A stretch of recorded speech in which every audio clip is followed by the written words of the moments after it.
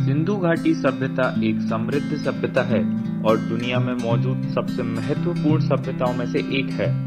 हड़प्पा युग के दौरान प्राचीन भारत में प्राचीन दुनिया में सबसे बड़ी आबादी थी, जो मध्य पूर्व या यूरोप से कहीं अधिक थी। 1920 के दशक में प्राचीन स्थल हड़प्पा की खुदाई के बाद से सिंधु घाटी सभ्यता ने पुरातत्वविदों और इतिहास प्रेमियों को समान रूप से आकर्षित किया है। तीन प्राचीन सभ्यताओं में से एक के रूप में अन्य मेसोपोटामिया और मिस्र होने के कारण यह अपने समय की सबसे बड़ी मानव बस्ती थी। आज हम अन्य सभ्यताओं की तुलना में इस तकनीकी रूप से उन्नत सभ्यता के बारे में बहुत कम जानते हैं। तो आइए आज हम कुछ 10 ऐसी बातें जानते हैं जो कि एकदम अलग और विचित्र हैं। IIT खड़गपुर और भारतीय पुरातत्व सर्वेक्षण ASI के वैज्ञानिकों ने हाल ही में इस बात का खुलासा किया है कि सिंधु घाटी सभ्यता कम से कम 8000 साल पुरानी है और 5500 साल पुरानी नहीं है जैसे कि पहले माना जाता था। 25 मई 2016 को प्रतिष्ठित नेचर जर्नल में प्रकाशित यह खोज इसे न केवल मिस्र और मेसोपोटामिया की सभ्यताओं से भी पुराना बनाती है बल्कि दुनिया की सबसे पुरानी भी बनाती है। नंबर 2, भौगोलिक क्षेत्र के संदर्भ में सिंधु घाटी सभ्यता दुनिया की 4 प्राचीन सभ्यताओं मेसोपोटामिया, मिस्र और चीन में सबसे बड़ी थी। इसका क्षेत्रफल 1,26,000 वर्ग किलोमीटर था। यह भारत, पाकिस्तान, अफगानिस्तान आदि में फैला हुआ था। सिंधु घाटी सभ्यता की कुल आबादी 5 मिलियन से अधिक थी। यह न्यूजीलैंड की वर्तमान जनसंख्या से अधिक है।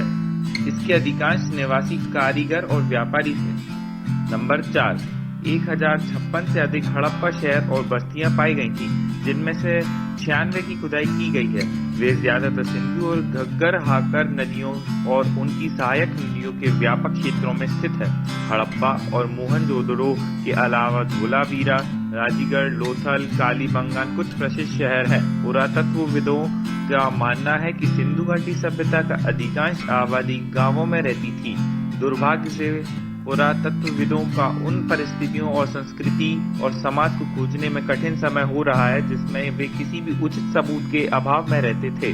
पुरातत्वविदों का मानना है कि उनसे आवास मिट्टी या लकड़ी से बने थे जो आसानी से क्षतिग्रस्त हो जाते हैं और इसलिए कोई निशान नहीं है। नंबर 6, खोजी गई पहली बस्तियां सिंधु नदी के किनारे थीं, इसलिए पुरातत्वविद ने उन सिंधु घाटी सभ्यता कहा। हालांकि इसके नाम वे विपरीत सिंधु और इसकी सहायक नदियों के किनारे लगभग 100 स्थल ही पाए जाते हैं, जबकि नगर गग्गर हकरा नदी के साथ 500 से अधिक स्थलों की खोज की गई है। अब कई पुरातत्वविद 2 नदी प्रणालियां के आधार पर उन्हें सिंधु सरस्वती सभ्यता कहना पसंद करते हैं। नंबर 7, हम नहीं जानते कि सिंधु घाटी के लोग खुद को क्या कहते थे। मेसोपोटामिया के शास्त्री मेलुहा नामक दूर के स्थान के बारे में लिख रहे थे। पुरातात्विक साक्ष्य ने सिद्ध किया है कि सिंधु घाटी सभ्यता और मेसोपोटामिया के लोगों के बीच लंबे समय से व्यापारिक संबंध थे। यह पूरी तरह से संभव है कि मेसोपोटामिया के लोग मेलुहा कहे जाने वाले स्थान सिंधु घाटी सभ्यता है। नंबर 8, साक्ष्य बताते हैं कि सिंधु घाटी सभ्यता लोग खेल और खिलौनों से प्यार करते थे। खुदाई के दौरान पुरातत्वविदों को अधिक से अधिक खिलौने मिले और इन्होंने अब माना कि इस सभ्यता के अधिकांश निवासी बच्चे थे। नंबर 9, भारत में ब्रिटिश शासन के दौरान ब्रिटिश इंजीनियर कराची से लाहौर तक रेलवे ट्रक का निर्माण कर रहे थे। जब उन्हें ट्रक का वांछित स्तर तक उठाने के लिए सामग्री की कमी महसूस हुई तो उन्होंने ट्रक बनाने के लिए पास के हड़प्पा के खंडरों से ईंटें एकत्र की। नंबर 10, यद्यपि नगर नियोजन में ग्रिड पैटर्न के उपयोग का श्रेय ग्रीक शहरी योजनाकार हिप्पोडामस 5वीं शताब्दी ईसा पूर्व को दिया जाता है।